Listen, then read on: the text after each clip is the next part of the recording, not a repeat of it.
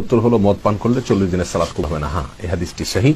নবী সাল্লাল্লাহু আলাইহি সাল্লাম বলেছেন, অত্যন্ত পরিষ্কার ভাষায়, ইবনে মাজাহ, আবু দাউদে বর্ণিত হয়েছে। নবী সাল্লাল্লাহু আলাইহি সাল্লাম বলেছেন যে কোন মানুষ যদি মদ পান করে তাহলে 40 দিন পর্যন্ত তার সালাত কবুল হয় না। এরপর যদি সে তওবা করে, আল্লাহ সুবহানাহু ওয়া তাআলা তার তাওবাল্লাহু আলাইহি, আল্লাহ তাআলা তার তওবা কবুল করেন।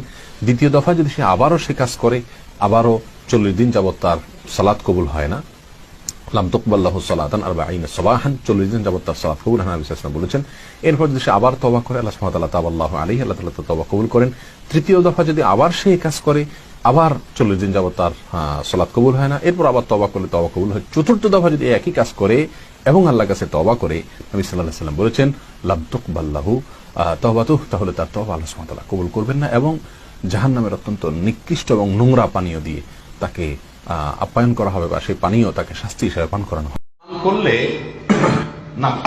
নাপাক হবে কিনা, মদ পান করার সাথে নাপাক হওয়ার সম্পর্ক নেই।